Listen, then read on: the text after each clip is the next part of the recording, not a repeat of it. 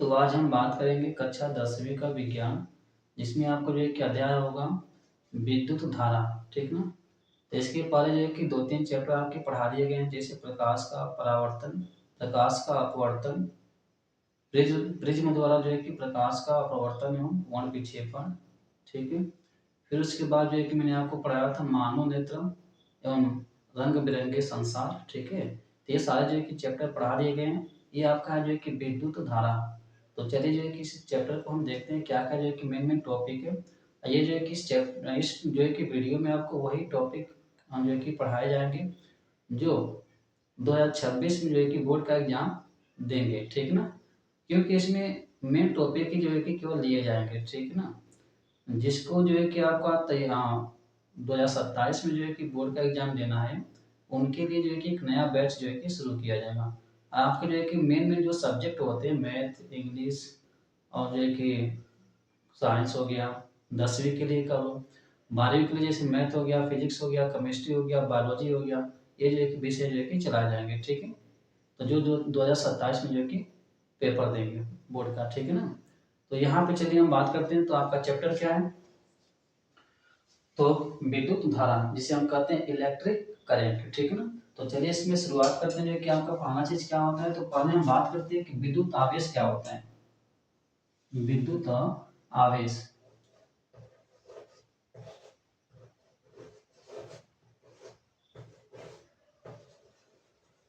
विद्युत आवेश क्या होता है। ठीक है। तो देखिए, विद्युत आवेश के बारे में बात करें हम, तो किसी पदार्थ का वह गुण जिसके चारों चारों ओर विद्युत क्षेत्र या चुंबकीय क्षेत्र उत्पन्न हो जाता है, वही गुण कहलाता है विद्युत आवेश। क्या कहलाएगा? विद्युत आवेश कहलाएगा। तो किसी पदार्थ का वह गुण जिसके चारों ओर चुंबकीय अथवा विद्युत क्षेत्र उत्पन्न हो जाता है, वही गुण कहलाता है जो कि विद्युत आवेश कहलाएगा। क्या कहलाएगा? विद्युत आवेश कहलाएगा। तो ये इसकी परिभाषा आ जाएगी। तो इस चीज पे याद रखिएगा। प्रश्न कहाँ से आएंगे तो मैं आपको जो है कि ये बताते चलूंगा। ठीक है। तो अभी जो है कि फिलहाल तो छोटे छोटे पॉइंट है, आपको ध्यान में रखने हैं। ठीक है। तो देखिए, विद्युत आवेश जो होता है दो प्रकार का होता है। कितने प्रकार का होता है? दो प्रकार का होता है। ठीक है। विद्युत आवेश कितने प्रकार का होता है? दो प्रकार का होता है। कौन कौन सा होता है? तो पहला होता है कि आपका धनात्मक, या कल ये धन आवेश। ठीक है। धन आवेश। ठीक। दूसरा होता है देखिए आपका ऋण आवेश। क्या होता है? ऋण आवेश होता है। ठीक। देखिए, धन आवेश जो है कि कब उत्पन्न होता है? तो जब कोई जो है कि तत्व या पदार्थ का जो है कि इलेक्ट्रॉन त्यागता है। ठीक ना। जब कोई जो है कि तत्व जो है कि इलेक्ट्रॉन त्यागता है, या कोई पदार्थ जो है कि इलेक्ट्रॉन त्यागता है, तो उस पर जो है कि धन आवेश आता है। ठीक है। तो यहाँ पे लिख सकते हैं धन आवेश कब उत्पन्न होगा? इलेक्ट्रॉन के जो है कि त्यागने पर। इलेक्ट्रॉन जो है कि त्यागने पर। ठीक है। किसी पदार्थ के इलेक्ट्रॉन त्यागने पे क्या होगा? उस पर धन आवेश आता है। और किसी पदार्थ के जो है कि इलेक्ट्रॉन ग्रहण करने पर, त्यागने पर, और यहाँ पे क्या होगा? ग्रहण करने पर, उस पे क्या आ जाएगा?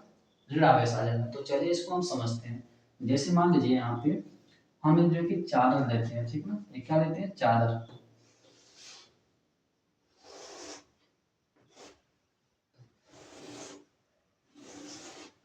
मान लीजिए कि एक चादर है।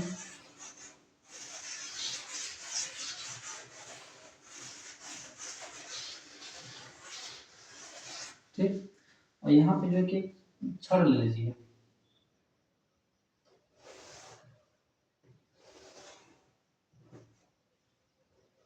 ठीक है।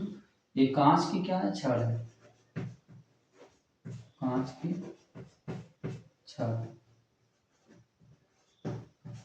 अब जब इस कांच की छड़ को आप इस चादर पे रगड़ेंगे, ये चादर है,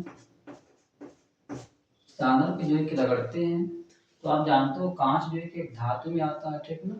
तो जैसे आप जो है कि इसको इस पे रगड़ोगे, तो इसके अंदर से इलेक्ट्रॉन जो इलेक्ट्रॉन होते हैं वो निकल के जो है कि इस चालक के अंदर चले जाते हैं। देखो, रगड़ने से पहले चालक पे भी कोई आवेश नहीं है, न जो है कि इस छड़ पे है, मतलब दोनों पे आवेश का मान 0 है, शून्य है, ठीक है ना। अर्थात कहने का मतलब कि दोनों उदासीन होंगे, ठीक है। और जब कोई भी चीज उदासीन होता है तो उसके चारों ओर न तो चुंबकीय क्षेत्र उत्पन्न होगा, न तो वैद्युत क्षेत्र उत्पन्न होगा, ठीक। जब तक कि जो है कि इस पे आवेश ना आ जाए तब तक जो है कि इस पे उसके चारों ओर चुंबकीय क्षेत्र और न ही जो है कि वैद्युत क्षेत्र उत्पन्न होता है। इस बात को ध्यान रखिएगा। तो देखिए अभी जो है कि इस कांच के छड़ पे भी जो है कि आवेश शून्य है और चारों पे भी आवेश क्या है, शून्य है। ऐसा क्यों होता है? क्योंकि इसके अंदर जितने इलेक्ट्रॉन होंगे, ठीक, उतने इसके अंदर प्रोटॉन भी होते हैं, क्योंकि इलेक्ट्रॉन को होता है ऋण आवेश और प्रोटॉन पे होता है धन आवेश। तो जितना इलेक्ट्रॉन पे धन ऋण आवेश होता है उतना ही जो है कि प्रोटॉन पे भी जो है कि धन आवेश होता है। मतलब परिमाण जो है कि समान होता है लेकिन चिन्ह जो है कि विपरीत होता है। यहाँ पे जितना आवेश होगा इस एक इलेक्ट्रॉन पे उतना ही जो है कि प्रोटॉन पे भी होता है। कितना होता है आवेश? तो 1.6 गुणे 10 के पावर जो कि -19 गुना। यदि इलेक्ट्रॉन की बात करें तो यहाँ पे जो है कि माइनस ले लेते हैं, प्रोटॉन की बात करते हैं तो यहाँ पे प्लस ले लेते हैं, ठीक है। लेकिन दोनों पे जो कितना ही रहेगा, तो ये जो प्लस होगा या माइनस होगा तो एक दूसरे को कैंसिल कर लेते हैं। तो जितना इसके अंदर इलेक्ट्रॉन है उतना इसके अंदर प्रोटॉन है, तो दोनों पे जो है कि आवेश का मान सेम होता है, जिस कारण से जो है कि दोनों एक दूसरे को कैंसिल कर लेंगे, ठीक है, निरस्त कर लेते हैं, जिस कारण से जो है कि इस पे आवेश का मान जो है कि शून्य हो जाता है। क्या हो जाएगा? शून्य। वैसे सेम कांच में भी होता है, लेकिन होगा क्या, जैसे इस कांच को हम इस पे रगड़ेंगे चादर पे तो कांच से इलेक्ट्रॉन निकल के चले जाते हैं चादर में। तो मान लेते हैं जो है कि यहाँ से एक इलेक्ट्रॉन निकल के चला गया जो है कि चादर में, ठीक है। तो यहाँ पे एक इलेक्ट्रॉन अधिक हो गया और यहाँ पे एक इलेक्ट्रॉन की क्या हो जाएगी, कमी हो जाएगी, ठीक है ना। तो यहाँ पे हम कह सकते हैं कि एक इलेक्ट्रॉन की जब कमी होगी तो जितना प्रोटॉन था उतना इलेक्ट्रॉन भी था इसके अंदर, तो एक प्रोटॉन इसमें अधिक हो जाएगा। अब प्रोटॉन पे कौन सा आवेश होता है? तो प्रोटॉन पे हमने देखा जो है कि धन आवेश होता है, यह है इलेक्ट्रॉन, ठीक ना। तो प्रोटॉन पे धन आवेश होता है तो इसके अंदर प्रोटॉन की अधिकता हो जाएगी, मतलब या ऐसे भी कह सकते हैं कि इलेक्ट्रॉन की कमी हो जाएगी। तो इस पे क्या आ जाएगा जो है कि अब धन आवेश आ जाएगा। क्या आ जाएगा? धन आवेश। लेकिन इसमें इलेक्ट्रॉन तो एक अधिक हो गया, प्रोटॉन से अधिक हो गया ना इलेक्ट्रॉन एक, तो इस पे कौन सा आवेश आ जाएगा? ऋण आवेश। तो यहाँ पे कौन सा आवेश आएगा जो कि ऋण आवेश, ठीक है।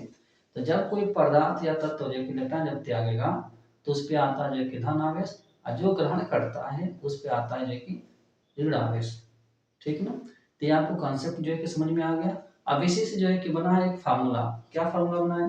मान लीजिए कि यहाँ से 2 इलेक्ट्रॉन त्याग देता है, ठीक है। तो इस पे जो है कि दो जो है कि धन आवेश हो जाएगा और इस पे क्या हो जाएगा, 2 जो है कि ऋण आवेश हो जाएगा। ऐसे जो है कि 3 इलेक्ट्रॉन त्याग देता है, इस पे 3 जो है कि धन आवेश हो जाएगा, इस पे 3 जो है कि ऋण आवेश हो जाएगा। ऐसे जो है कि करते रहते बहुत सारे होंगे। तो मान लेते हैं कि n जो है कि इलेक्ट्रॉन त्यागता है तो इस पे कितने आवेश हो जाएंगे और इस पे कितने आवेश हो जाएंगे, तो n जो है कि धन आवेश, n जो है कि ऋण आवेश। तो इसके लिए जो है कि यहाँ पे एक फार्मूला बन जाता है आवेश का। तो आवेश का फार्मूला क्या बनेगा, Q बराबर कितने इलेक्ट्रॉन त्याग रहा है, n। तो यहाँ पे हो जाएगा n, प्लस माइनस ले सकते हैं, ठीक है, क्योंकि यहाँ पे प्लस में आएगा यहाँ पे माइनस में, तो प्लस के लिए यहाँ इसके लिए दिया गया है और माइनस जो है इसके लिए दिया गया है, ठीक है ना। तो प्लस माइनस कितने इलेक्ट्रॉन त्यागता है, n। तो यहाँ पे लिख लेंगे n, इलेक्ट्रॉन त्याग रहा है तो यहाँ पे e, ठीक है ना। तो यहाँ से फार्मूला बनेगा आपका जो कि Q बराबर n e। ये फार्मूला आपको याद रखना है, Q बराबर n इंटू e, ठीक है ना। तो इस पे कितना आवेश आएगा तो वो प्लस मिलेंगे, इस पे कितना जो है कि ऋण आवेश आएगा वो माइनस मिलेंगे। और ई यहाँ पे यह लिख सकते हैं जहां जहां जहां यन इलेक्ट्रॉनों की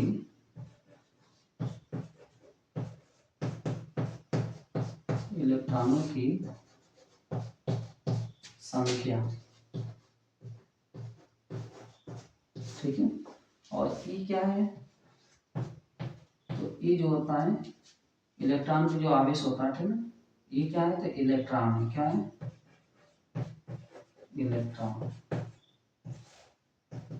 और एक इलेक्ट्रॉन का जो कि आवेश कितना होता है, एक इलेक्ट्रॉन का आवेश होता है जो कि 1.6 गुणे 10 के पावर माइनस 19 कूलाम, क्या हो जाएगा, कूलाम हो जाएगा, ठीक है। तो इस डाटा को भी आप याद रखिए कि इसका वैल्यू कितना होता है, ठीक, कितना होता है। इलेक्ट्रॉन है तो माइनस और प्रोटॉन रहता है यहाँ पे प्लस कर देते हैं, ठीक। इस बात को याद रखिएगा। 1.6 गुणे 10 के पावर जो कि माइनस 19 कूलम। तो मैंने क्या कहा, यदि प्रोटॉन रहेगा तो प्लस लेंगे, इलेक्ट्रॉन रहेगा तो माइनस। ये चीज को याद रखिएगा। ये विकल्पी प्रश्न पूछे जाते हैं और ये फार्मूले जो है कि आपको याद रखने हैं, ठीक है। कैसे प्रश्न आएगा जो है कि अभी इस पे सवाल जो है कि हम हल करके बता देंगे, ठीक है। तो आपने क्या देखा यहाँ पे कि विद्युत आवेश क्या होता है, फिर आपने देखा जो कि आवेश को कितने भागों में जो है कि बांटा गया है, 2 भागों में जो है कि इसको क्या किया गया, बांटा गया है। धन आवेश एक जो है कि ऋण आवेश। धन आवेश कब उत्पन्न होता है, जब कोई जो है कि पदार्थ इलेक्ट्रॉन जो है कि त्यागता है तो उस पर धन आवेश आता है। अब कोई जो है कि जब पदार्थ में इलेक्ट्रॉन ग्रहण करता है तो उसके अंदर इलेक्ट्रॉन की अधिकता हो जाती है, तो उस पर अधिक इलेक्ट्रॉन जो कि अधिक हो गया। इलेक्ट्रॉन पे जो कि कौन सा आवेश होता है, ऋण आवेश होता है, माइनस होता है, ठीक है। तो उस पर आ जाता है कि ऋण आवेश। जैसे कि यहाँ पे चादर देखो, चादर ने क्या किया था, इलेक्ट्रॉन ग्रहण किया तो चादर जो कि ऋण आवेश हो गया। आकाश से जो कि इलेक्ट्रॉन त्यागा था, ठीक है, तो इस पे क्या आ गया, धन आवेश आ गया। जितना त्यागेगा उतना इस पे धन आवेश, जितना ग्रहण करेगा उतना ही ऋण आवेश होता है। तो किसी भी पदार्थ को हम इस प्रकार से आवेशित कर सकते हैं। अब ये आवेशित हो चुके हैं ना, तो इनके चारों ओर जो है कि चुंबकीय क्षेत्र उत्पन्न होगा, वैद्युत क्षेत्र उत्पन्न होगा। इसके चारों ओर चुंबकीय क्षेत्र उत्पन्न होगा, वैद्युत क्षेत्र उत्पन्न होगा, ठीक है ना। तो इस बात को याद रखिएगा। चलिए इसके आगे जो है कि हम बात करते हैं। तो देखिए एक छोटा सा यहाँ से जो कि आपका सवाल आता है, कहेगा, ठीक है ना, क्या कहेगा, तो कहेगा जो है कि एक गुलाम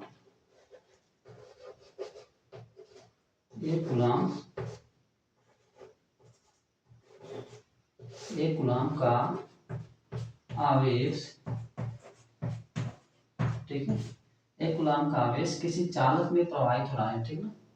एक कूलाम का आवेश किसी चालक में प्रवाहित होता है, तो बताइए कि उस चालक में बहने वाले इलेक्ट्रॉनों की संख्या कितनी होगी, ठीक है। एक सेकंड में एक कूलाम का आवेश उस चालक में बह रहा है, जो तार होता है, तो बताइए कि उसमें बहने वाले इलेक्ट्रॉनों की संख्या कितनी होगी। तो ऐसे पूछा जाता है, इलेक्ट्रॉनों की संख्या मतलब n का मान पूछ रहा है, ठीक है ना।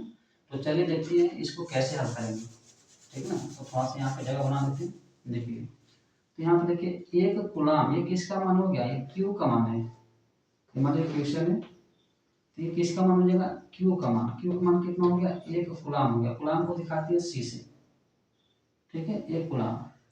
और यहाँ पे जो कि देखिए आपको निकालना क्या है, निकालना जो कि इलेक्ट्रॉनों की संख्या, क्या निकालनी है कि कितने इलेक्ट्रॉन बढ़ेंगे, ठीक है। तो इलेक्ट्रॉनों की संख्या निकालनी है। हमें पता है कि जो इलेक्ट्रॉन होता है उस पर कितना आवेश होता है, 1.6 गुणे 10 के पावर जो कि माइनस 19 कूलाम होता है, ये होता है। अब ये फार्मूले पे रख लीजिए। तो फार्मूला क्या होता है, Q बराबर N इंटू ई होता है, ठीक है। अब इसी फार्मूले पे रखिए। तो Q का मान कितना, 1, यहाँ पे रख लेंगे देखिए 1 n तो हमें निकालना है, गुणे ई कितना होता है, 1.6 गुणे 10 के पावर जो है कि माइनस का 19। तो अब देखिए क्या करेंगे, n निकालना है तो इसको इधर भेजना पड़ेगा, तो हो जाएगा 1/1.6 गुणे 10 की पावर माइनस 19। अब बराबर में क्या बचा है, n, ठीक ना। तो देखिए अब क्या होगा, अब n बराबर क्या हो जाएगा आपको, अब कुछ करना नहीं है। देखिए अब क्या करेंगे, जो माइनस का 10 के पावर माइनस का होने से ऊपर जाएगा तो ये प्लस हो जाएगा, इसके साथ में आएगा तो, ठीक है। तो 1 गुणे 10 के पावर 19 और नीचे क्या बचा, 1.6 बचा, ठीक है। आप इसी चीज को आप हल कीजिए और आगे। तो देखिए n बराबर, आप क्या करेंगे, ऊपर नीचे जो है कि आप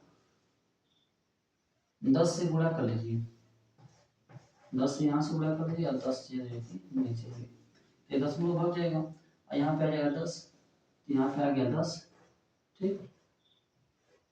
और यहाँ से एक और जो है कि जीरो ले लिया, यहाँ पे हो जाएगा 100, यहाँ पे बचेगा गुणे में कितना था, एक जीरो यहाँ से ले लिया गया तो बचेगा 18 10 के पावर में, और नीचे क्या बचेगा, नीचे बचेगा 16, और जैसे ही आप ये 16 से काटोगे ना 100 को, तो यहाँ जो है कि 6.25 गुणे 10 के पावर 18, ठीक है। तो आप देख सकते हो कि इतने इलेक्ट्रॉन जो है कि ये कोई तार है ऐसे, उस तार में 1 सेकंड में 1 कूलाम का कोई आवेश जा रहा है, ठीक है, 1 कूलाम का आवेश बढ़ रहा है 1 सेकंड में, तो उसमें से इतने सारे इलेक्ट्रॉन गुजरेंगे। आप देख सकते हो कितना बड़ा ये डाटा होगा, 6.25 गुणे 10 के पावर 18 इलेक्ट्रॉन, ठीक है। मतलब इसके पीछे जो है कि इतने कर सकते हो 16 जो है कि जीरो लगेंगे, ये 2 जीरो तो 10 में लोग खा जाएंगे, उसके बाद तो 16 जीरो पीछे लगेंगे, तो कितना जो है कि इलेक्ट्रॉन हो सकते हैं। तो जब किसी चालक में 1 कूलाम का आवेश बढ़ेगा ना, तो उसमें इतने जो है कि इलेक्ट्रॉन बढ़ते हैं, इस बात को याद रखेगा, ठीक है। तो ये जो है कि आप स्टार्ट करके रखिएगा, ये प्रश्न पूछा गया है आपका बोर्ड के एग्जाम में, ठीक है, इसी पे ये फॉर्मूला याद रखेंगे, ठीक। तो चलिए जो है कि अब इसके आगे हम बात करेंगे किसके बारे में, तो विद्युत जो है कि धारा के बारे में, इसके बारे में, विद्युत धारा के बारे में। तो इतने सारे पॉइंट जो है कि आप क्या कर सकते हो, नोट कर सकते हैं, ठीक ना। चलिए अब बात करते हैं कि अगला टॉपिक, तो अगला टॉपिक है जो है कि आपका विद्युत धारा, ठीक है, इलेक्ट्रिक करंट। तो देखिए क्या होता है, तो यहाँ पे जो लिखते हैं पहले हेडिंग जो है कि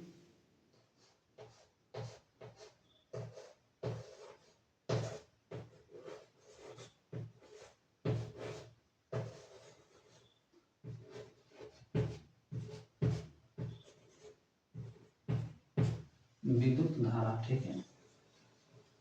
इलेक्ट्रिक करंट क्या होता है, देखिए इसको हम समझते हैं, जैसे मान लीजिए कि यहाँ पे तार है,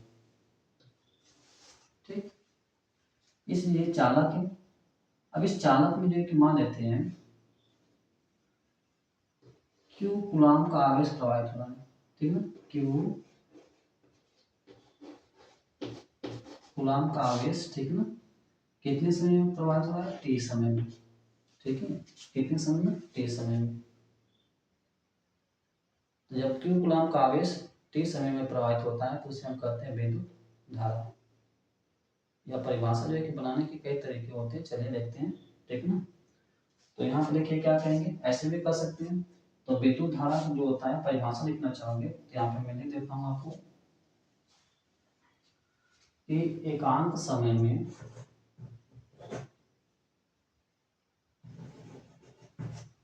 एकांक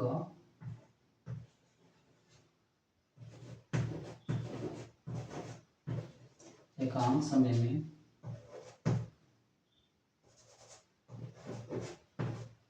एकांक समय में प्रवाहित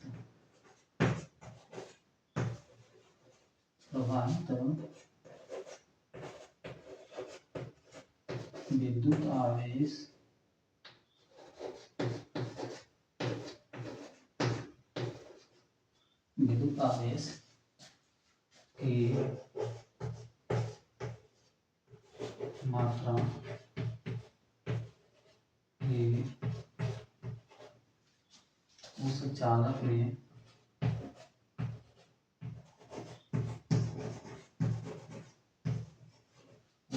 में एकांक समय में प्रवाहित विद्युत आवेश की मात्रा है उस चालक में बहने वाली धारा का होती है, बहने वाली धारा, बहने वाली विद्युत धारा का होती है।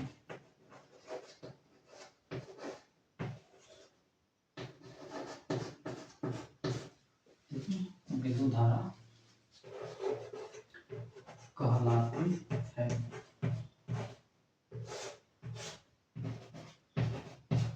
ठीक है, इसे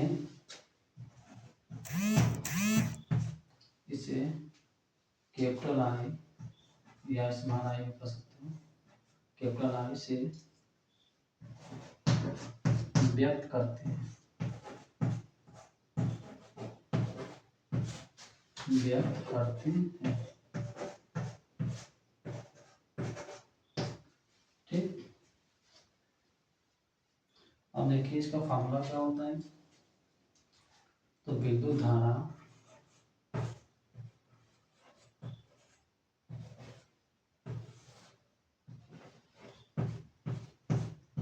बराबर आवेश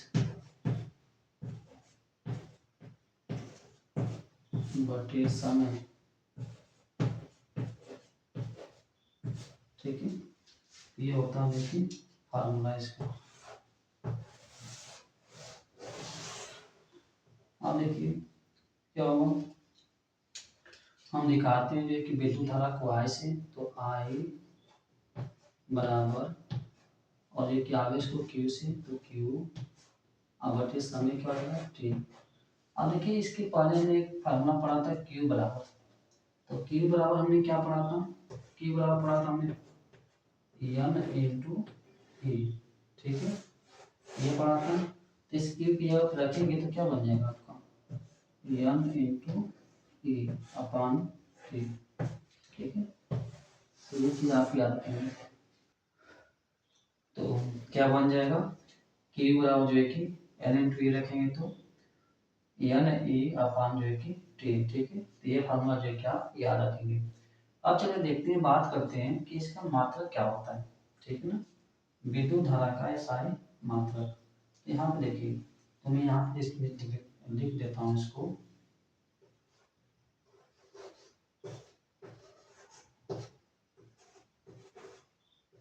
विद्युत धारा का एसआई मात्रक। ठीक है, तो देखिए इसका एसआई मात्रक क्या बनेगा। तो यहाँ से देखिए आवेश, आवेश का मात्रक होता है कूलाम, यहाँ पे हो जाएगा कूलाम।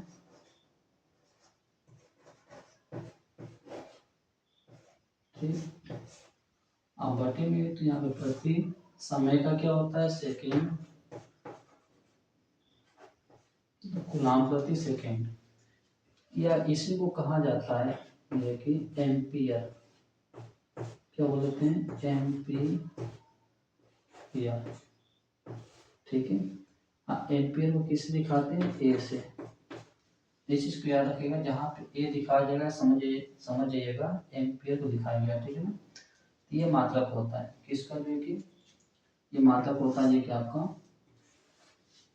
विद्युत धारा का एसआई मात्रक है, कूलाम प्रति सेकेंड, या जो है कि एम्पियर। ठीक है, अब देखिए इसकी परिभाषा जो है कि हम कैसे बनाएंगे। देखिए तो फार्मूला क्या था यहाँ पे, तो फार्मूला जो है कि आई बराबर क्यू अपान में टी।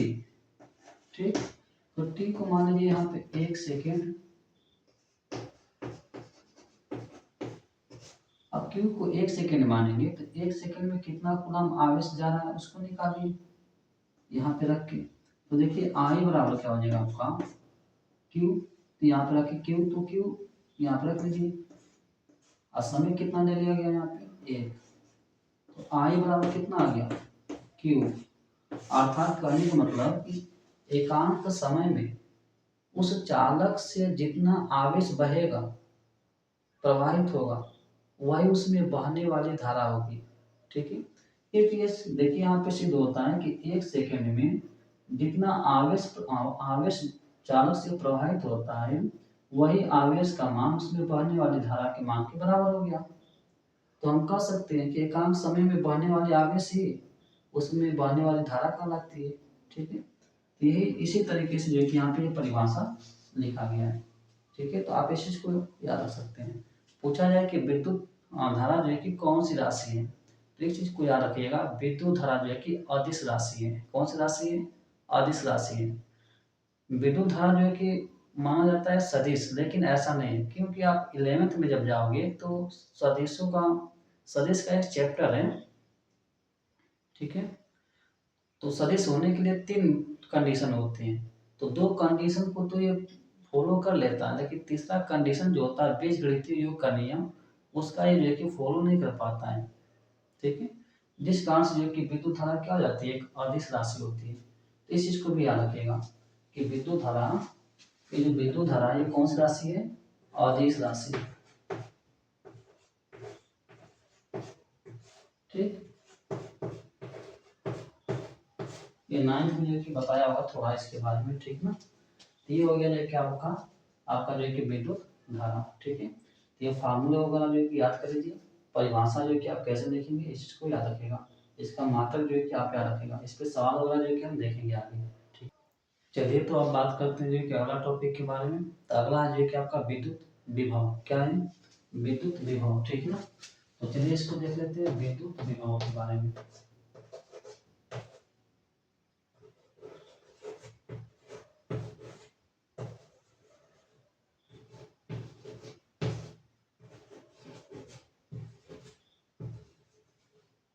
विद्युत विभव, ठीक है। तो देखिए विद्युत विभव क्या होता है, जैसे मान लीजिए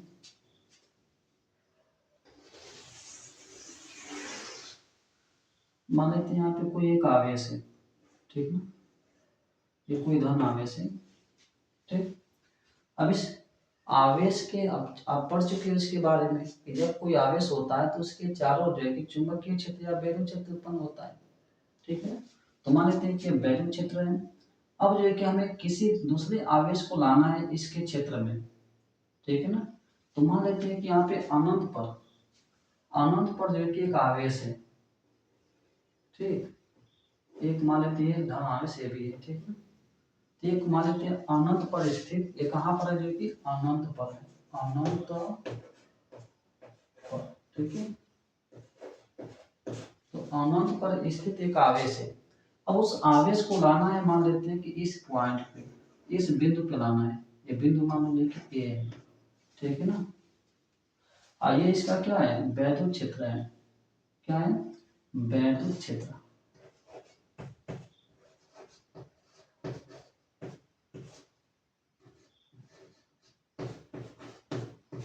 ठीक। तो एक चीज मैं बता देना चाहता हूँ आपको, कभी भी जो है कि धन आवेश होता है, ठीक है ना, तो प्रतिकर्षण होगा, ऋण आवेश होगा तभी प्रतिकर्षण होगा। लेकिन एक धन आवेश हो एक ऋण आवेश हो तो इनके बीच में आकर्षण होता है, इनके बीच में क्या होता है, आकर्षण, और इनके बीच में क्या होगा, प्रतिकर्षण, ठीक ना। इस बात को याद रखिएगा। अब चलिए देखिए क्या होगा, तो ये भी धन आवेश है, ये भी धन आवेश है। अब जिसको जैसे जो कि इसको आप लाना चाहोगे इसके अंदर, इसके क्षेत्र में, तो ये जो है कि आने तो देगा नहीं, ठीक है, क्योंकि दोनों धन आवेश है तो प्रतिकर्षण होगा। लेकिन फिर भी हमें लाना है जो कि बिंदु ए पर, तो लाने के लिए क्या करना पड़ेगा, आपको फोर्स अप्लाई करना पड़ेगा, बल लगाना पड़ेगा, और जब बल लगाएंगे तो कोई ना कोई कार्य करना पड़ेगा आपको, ठीक है। तो देखिए, तो इस अनंत पे स्थित जो आवेश है उसको लाते हैं जो कि बिंदु ए पर, कहाँ पे लाते हैं, बिंदु ए पर, और लाने में कार्य जो कि कितना किया जाता है, तो मान लेते हैं W, कितना कार्य किया गया, W, ठीक है ना। बात समझ में आ रहा है। तो मैंने क्या कहा कि अनंत पे कोई आवेश स्थित है, और उसी आवेश को जो है कि वैद्युत क्षेत्र के किसी बिंदु तक लाने में किया गया कार्य, और जो आवेश होता है उसकी निष्पत्ति को ही हम कहते हैं विद्युत विभव। इस बिंदु पे क्या कहलाएगा, विद्युत विभव कहलाएगा।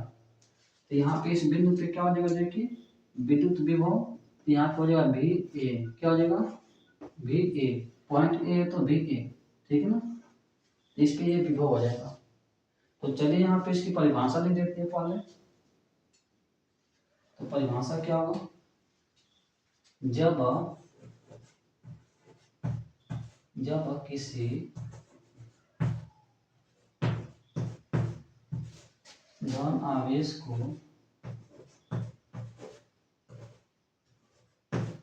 धन आवेश को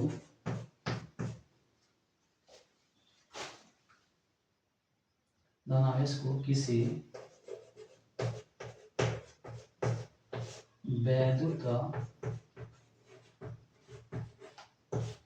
क्षेत्र में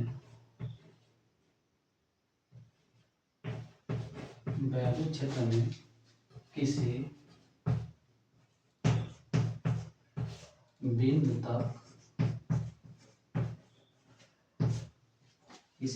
तक लाने में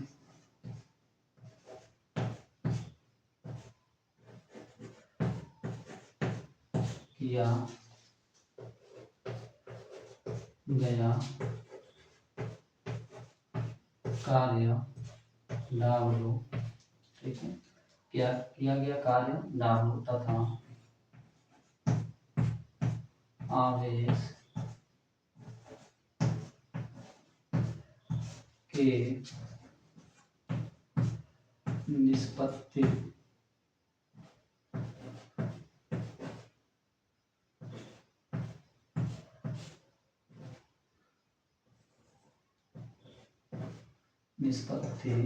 को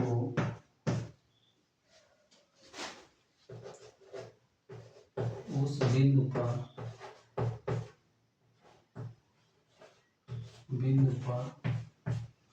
वैद्युत विभव कहते हैं। वैद्युत विभव कहते हैं,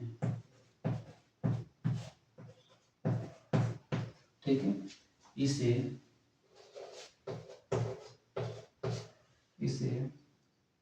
V से व्यक्त करते हैं,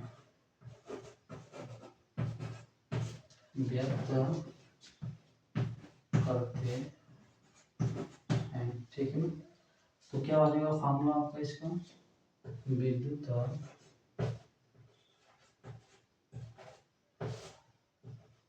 विभव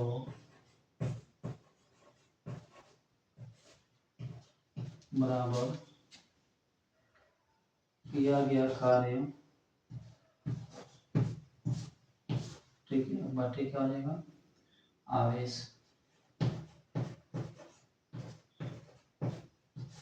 ठीक, ये चीज हो जाएगा आपका।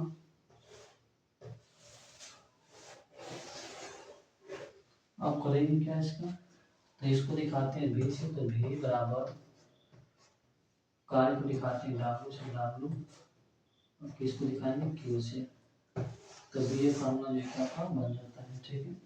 अब इसका SI मात्रक बनाएंगे, ठीक है। यहाँ से ले सकते हैं V का SI मात्रक, तो क्या बनेगा, देखिए यहाँ पे कार्य का मात्रक होता है जूल, यहाँ लिखेंगे जूल, अप्रति क्यू है तो कूलाम हो जाएगा, इसका आवेश का मात्रक कूलाम, ठीक है। और या इसी को कहा जाता है, वोल्ट, ठीक है। तो याद रखेंगे, या इसे क्या बोल देते हैं, वोल्ट कह देते हैं। तो इसका क्या हो जाएगा, मात्रक हो जाएगा जूल प्रति कूलाम या वोल्ट, ठीक है ना। चलिए, तो ये आप देखिए क्या हो, तो ये परिभाषा हो गया। तो मैंने क्या कहा कि अनंत पे कोई आवेश है, उस आवेश को जो है कि किसी वैद्युत क्षेत्र के किसी बिंदु तक लाने में किया गया कार्य तथा आवेश की निष्पत्ति को ही हम उस बिंदु पे क्या कहेंगे, विभव कहेंगे। क्या कहेंगे, विभव। या सिंपल परिभाषा बनाना चाहते हैं तो एक और तरीका है, कैसे देखिए, वो तरीका भी बता देते हैं यहाँ पे। देखिए फॉर्मूला क्या था इसका, तो V बराबर है आपका W अपान में Q। अब यहाँ पे Q का मान 1 कर लीजिए, यहाँ पे Q का मान क्या कर लीजिए, 1, मतलब आवेश कितना है, 1 कूलाम है, ठीक। मान लीजिए कि यहाँ पे आवेश कितना है, 1 कूलाम है, ठीक है ना।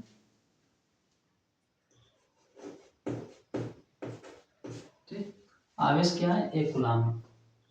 तो वहां पे हम कह सकते हैं, जब आवेश 1 कूलाम है तो यहाँ पे रखिए, तो V बराबर क्या हो जाएगा आपका W अपान में Q, और Q का मान कितना है 1, तो V किसके बराबर आ गया W के बराबर, ठीक है। अब कहोगे सर इससे क्या मतलब है मेरे, तो इससे मतलब क्या है देखिए, तो यहाँ पे Q को माना गया है 1, तो इसको बोला जाता है एकांक, क्या बोल सकते हैं हम, इसको हम क्या पढ़ सकते हैं, इसको पढ़ सकते हैं एकांक, ठीक है। आवेश है तो एकांक आवेश। अब इससे आपकी परिभाषा सरल हो जाएगी, कहेंगे अनंत से एकांक आवेश को वैद्युत क्षेत्र के किसी बिंदु तक लाने में किया गया कार्य ही उस बिंदु पर विभव कहलाता है। मतलब कि अनंत से एकांक आवेश को हम लाएंगे तो जितना कार्य किया जाएगा वही कार्य जो है कि उस बिंदु पर विभव कहलाएगा। क्यों?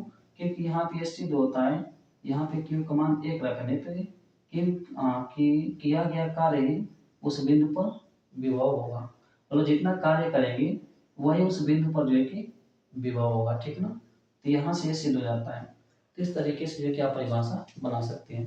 तो इसकी जो कि आप क्या याद रखेंगे, मात्रक वगैरह याद रखिएगा, ठीक है। और परिभाषा कैसे बना सकती है भी चीजें आप याद रखेंगे, ठीक। तो नोट कर लीजिए इसको। तो चलिए देखते हैं कि अगला टॉपिक क्या है।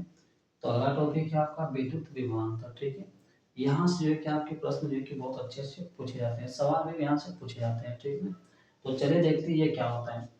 तो जैसे मान लीजिए यहाँ पे जो है कि ये जो है कि वैद्युत क्षेत्र है, ठीक है। या वैद्युत क्षेत्र कैसे उत्पन्न हुआ होगा, तो यहाँ पे कोई आवेश है, कोई धन आवेश, ठीक है। अब देखिए होगा क्या, अब क्या करते हैं, मान लेते हैं कि यहाँ पे एक बिंदु है, ठीक, एक यहाँ पे एक बिंदु ले लो, ये बिंदु मान लेते हैं जो कि ए है, ठीक है। ये बिंदु ए है, ये बिंदु मान लेते हैं बी है, ठीक। अब इस बिंदु ए पे कोई आवेश है, धन आवेश, ठीक है ना, ये कोई आवेश है। अब इस आवेश को बिंदु ए से बी तक लाना है। अब देखो ये विद्युत क्षेत्र में पहले से ही है, यहाँ पे कुछ न कुछ विभव होगा, यहाँ पे कुछ न कुछ क्या होगा, विभव होगा, ठीक है ना। वो विभव कितना होगा, तो यहाँ पे होगा वो विभव जो कि बी ए होगा, ठीक है। अब इस आवेश को बिंदु ए से बी तक लाना है। अब इस आवेश के पास लाओगे तो ए भी धन आवेश है, ए भी धन आवेश है, तो प्रतिकर्षण होगा, ठीक है। तो इसको लाने के लिए हमें बल लगाना पड़ेगा, और जब बल लगाएंगे तो उस बल के द्वारा जो है कि कार्य भी करना पड़ेगा, ठीक है, मतलब कार्य भी होगा। तो चलिए इसको लाते हैं। तो इस आवेश को जो है कि बिंदु ए से हम कहाँ लाते हैं, जो है कि बी तक। तो जब बी तक लाएंगे तो यहाँ पे कुछ न कुछ कार्य करना पड़ेगा, तो उस कार्य को मान लेते हैं जो कि W, ठीक है। और जब जो है कि बिंदु ए पे आ जाएगा तो यहाँ पे विभव का मान जो है कि बताइए, बिंदु ए से कम हुआ कि ज्यादा हुआ, तो जैसे जैसे पास में लाते हैं तो प्रतिकर्षण ज्यादा होता है, मतलब बल जो है कि आपको ज्यादा लगाना पड़ेगा, ठीक है, तो कार्य भी ज्यादा करना पड़ेगा। तो यहाँ पे विभव का मान जो है कि जैसे जैसे पास में आओगे तो विभव का मान बढ़ता है, और दूर जाते हैं तो विभव का मान कम होता है। तो यहाँ पे विभव क्या मान लेते हैं भी, बिंदु बी है तो यहाँ पे भी बी, ठीक है ना। तो देखिए यहाँ पे भी परिभाषा कैसे लिखेंगे हम लोग, तो यहाँ पे भी आवेश को मान लेते हैं एक, क्या मानेंगे एक, जो आवेश है ना ये, इसको मान लो एक, तो एकांक से करके बना लेंगे। तो यहाँ लिखेंगे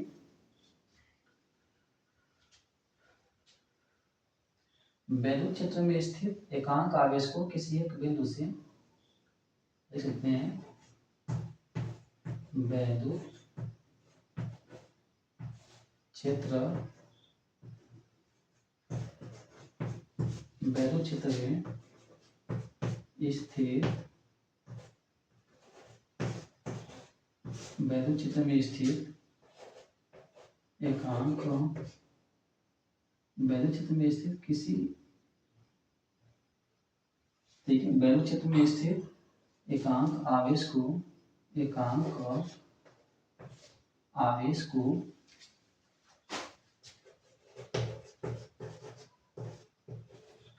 एकांक आवेश को एक बिंदु से, एक बिंदु, ये ठीक है, बिंदु से दूसरे बिंदु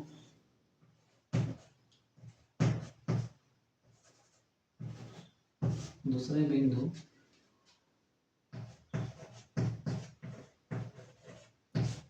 बी तक ले जाने में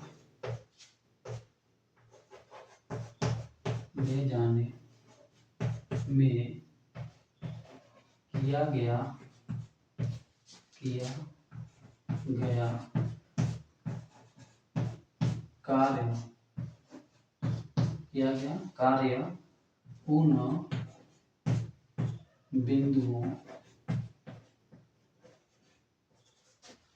बिंदुओं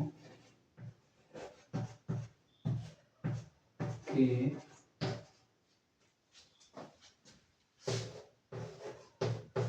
बीच का विभवांतर कहलाता है।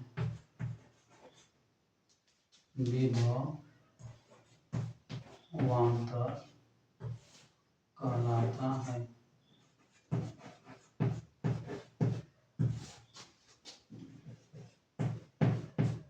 ठीक, कहलाता है। अर्थात हम क्या ले सकते हैं, देखो बिंदु बी पे भी बहुत ज्यादा होगा, तो यहाँ पे लिखेंगे भी बी माइनस भी ए, ठीक, बराबर हो जाएगा आपका किया गया कार्य डब्ल्यू बटे क्या हो जाएगा क्यू। यही क्यू को मान यहाँ पे एक रखेंगे, तो ये जो दोनों बिंदु है, दोनों बिंदुओं पे जो विभव का अंतर है वो कार्य के बराबर होगा। तो यही चीज मैं लिखा हूँ, एकांक आवेश को एक बिंदु ए से दूसरे बिंदु तक ले जाने में किया गया कार्य उन बिंदुओं के बीच का, उन दोनों बिंदुओं के बीच का विभवांतर कहलाता है। ठीक ना, इस चीज को याद रखेंगे। तो यही देखिए आपका क्या बनेगा फार्मूला। इस फार्मूले पे देखिए आपका एक अच्छा सवाल देता है। सवाल कैसा देता है तो देखिए, कहेगा देखिए आपसे कि यहाँ पे क्या देगा, जैसे मान लीजिए कि बिंदु ए पे, ठीक है, यहाँ पे मान लीजिए 5 कूलाम का कोई आवेश है। कितने कूलाम का? 5 कूलाम का कोई आवेश है, ठीक है। उसको जो है कि लाने में किया गया कार्य, लाने में किया गया जो है कि कार्य 20 जूल होता है। कितना? ये मान लीजिए जो है कि आपका जो है कि 40 मान लो, ठीक है। किया गया कार्य कितना है? 40 जूल है, तो डब्ल्यू मान लीजिएगा।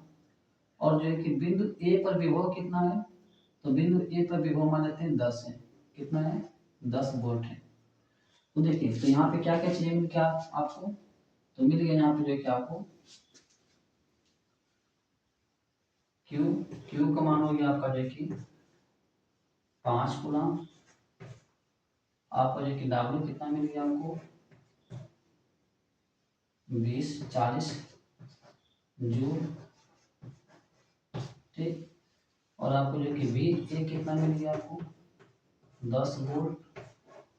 आपको बताना है कि भी बी मतलब इस बिंदु पर विभव कितना होगा, यही मान आपको बताना है। तो ऐसे सवाल पूछा जाता है, तो इसी फॉर्मूले पर रखिए, ठीक ना।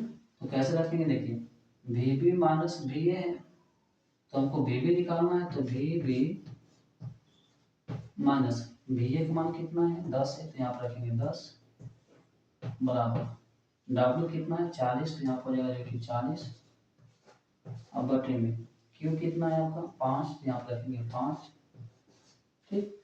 अब देखिए, तो यहाँ से हो जाएगा आपका क्या वी बी माइनस 10, इसको काटेंगे तो 5 वाट है 40, तो यहाँ पे 8 हो जाएगा। अब इसको उधर ले जाएंगे, तो वी बी